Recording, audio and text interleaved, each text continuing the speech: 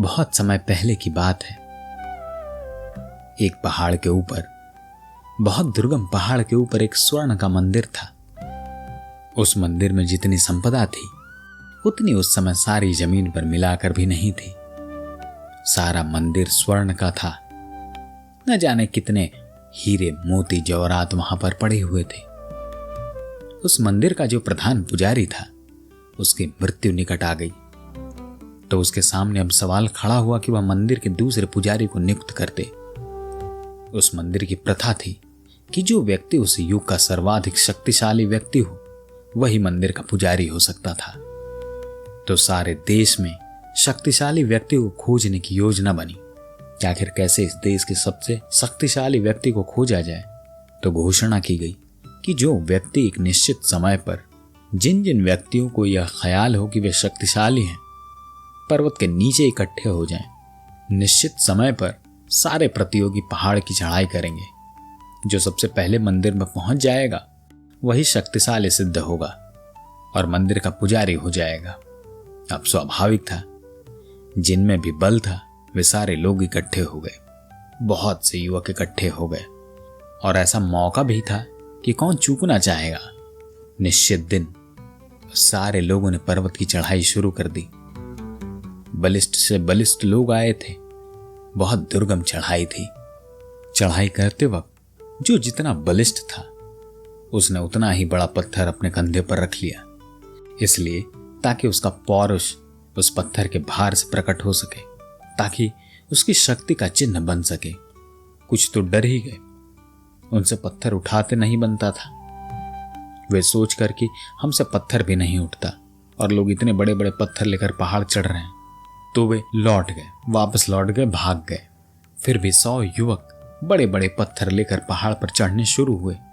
वैसे ही पहाड़ कठिन था, ऊंची दुर्गम चढ़ाई थी और फिर पत्थरों का भी भार था। कोई 1 महीने की लंबी चढ़ाई थी। बहुत दूर, बहुत दुर्गम में था वह मंदिर।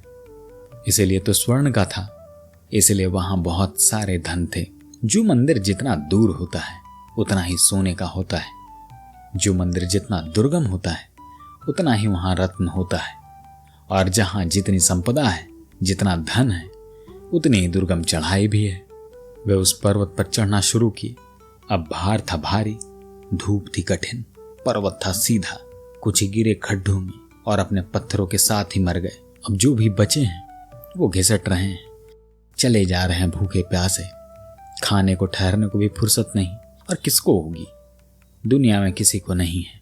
पानी पीने की भी फुर्सत नहीं है, किसको है? क्योंकि दूसरा बिना पानी पिए आगे निकल जाता है। और कौन चूकना चाहे? स्वर्ण के मंदिर का मालिक होना कौन चूक सकता है? तो यही सोचकर लोग न खा रहे थे, न पी रहे थे, न विश्राम कर रहे थे, न दिन देखते थे, न रात देखते थे। आधी रात हुई उठकर चले जाते, थके मांदे आधी रात सोते हैं, जल्दी उठते हैं, फिर भागना शुरू हो जाता है। कुछ गलत तो करते नहीं, हमेशा ही ऐसा हुआ है। जिनको भी पहाड़ चढ़ना है ऐसे ही चढ़ना होता है, और आज भी वैसा ही होता है, आगे भी शायद वैसा ही होता रहेगा। एक एक कर जो गिरने लगे, जो जीवित थे, आगे बढ़ते थे, उन्हें लौट कर देखने की फुर्सत भी नहीं थी। कौन गिर जाता था पड़ोस में, किसको देखने की फुर्सत थी? जो साथ साथ चलते थे, कोई गिर जाता था तो लौट कर रुकने की किसको फुर्सत थी? क्योंकि दूसरे आगे निकल जाते थे। मरने वालों के लिए कौन रुकता है, कौन ठहरता है? दुनिया में कोई भी नहीं ठहरता। मरने वाले का कोई साथी नहीं, कोई ठहरने वाला नहीं। जो चलते हैं उनके साथ, वह साथ भी मित्रता का नहीं, शत्रुता का है। क्योंकि कौन आगे निकल जाए यह डर है। लेकिन किसी तरह चढ़ाई पूरी हुई। 100 निकले थे, मुश्किल से 10-12 जीवित रहे। 100 में से 10 बचे थे, काफी थे। आखिरी दिन था, कोई थोड़ा आगे था, कोई थोड़ा पीछे था। अब गति बढ़ गई थी, अंतिम दिन था, निर्णायक घड़ी थी। तभी उन सब ने देखा कि एक युवक, जिन्हें वे समझते थे कि मर गया, जिन्हें वे समझते थे कि वह सबसे पहले ही सबसे अंतिम था, वह अचानक उनके पास तेजी से आगे निकल जाता है। तो वे घबरा गए, लेकिन फिर हंसने लगे, क्योंकि उस पागल ने जो अपना पत्थर था कंधे पर, वह कहीं फेंक दिया था और बिना पत्थर के ही बढ़ा जाता था। तो उन्होंने उसे चिल्लाकर कहा कि पागल हो तुम, ऐसे बढ़े जाने से फायदा भी क्या? वहां कौन तुम्हें पूछेगा तुम्हारा पौरुष चिन्ह कहाँ है, पत्थर कहाँ है। अब देखते हो इतना पत्थर हम लेकर चढ़ रहे हैं, तुम ऐसे ही चढ़े जा रहे हो। लेकिन उसने कुछ ध्यान न दिया। निश्चित ही जब पत्थर उसके सिर पर न था तो उसकी गति बहुत बढ़ गई थी। पत्थर का न होना उसकी शक्ति बन गई। तीव्रता से वह पहुंच गया, सबसे पहले पहुंच गया। वह सुबह पहुंच गया, दूसरे सांझ पहुंचे। लेकिन जो दूसरे थे उन्होंने सोचा पागल है, इसका प्रयोजन क्या है पहुंच जाने का, कौन इससे पूछेगा। लेकिन वे सांझ पहुंचे तो चकित रह गए।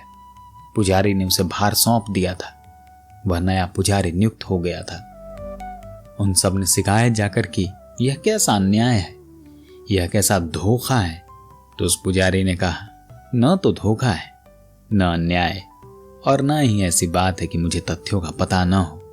लेकिन मैं तुमसे कहना चाहता हूं, इस जगत में सबसे शक्तिशाली वही है जो अपने भार को छोड़ने का सामर्थ्य रखता है। और मैं तुमसे यह पूछना चाहता हूं कि किसने तुम्हें कहा था कि तुम पत्थर लेकर चढ़ो, या किसने तुम्हें सुझाव दिया था कि तुम अपने कंधों पर पत्थर भी ले लेना। बात तो सिर्फ चढ़ने की थी, भार लाने की कहां थी। निश्चित ही तुम्हारे अहंकार ने तुम्हें सुझाव दिया होगा कि मैं बड़ा बली हूं तो बड़ा पत्थर लेकर चलो। तुम्हारे अहंकार ने तुम्हारे कान में कहा होगा कि पत्थर सिर पर ले लो, अन्यथा ऐसी तो कोई बात न थी। किसने खबर की थी? इस युवक ने अद्भुत साहस का, शक्ति का परिचय दिया। और सबसे बड़ी शक्ति और साहस यह है, जबकि तुम सब पत्थर से बंधे थे, उस अकेले ने पत्थर छोड़ने की हिम्मत की। दुनिया में भीड़ से अलग होने से बड़ी और कोई कठिन बात नहीं है। जो भीड़ कर रही हो, जो सब कर रहे हो, उससे एक व्यक्ति का अलग होकर कुछ कर लेना अत्यंत नैतिक शक्ति का, आत्मिक शक्ति का प्रतीक है। शायद हमारे अहंकार ने हमको भी फुसलाया है। शायद हमारी अस्मिता ने, ईगो ने हमको भी कहा है कि भार सिर पर ले लो, क्योंकि इस जगत में जितना जिसके सिर पर भार होता है वह उतना ही बड़ा है। बड़े होने की दौड़ है, इसलिए भार को सहना पड़ता है। पर अगर जीवन आपको सरल और सुखद चाहिए तो आप भार को कम करना सीखिए। वह भार किसी भी तरह का हो सकता है।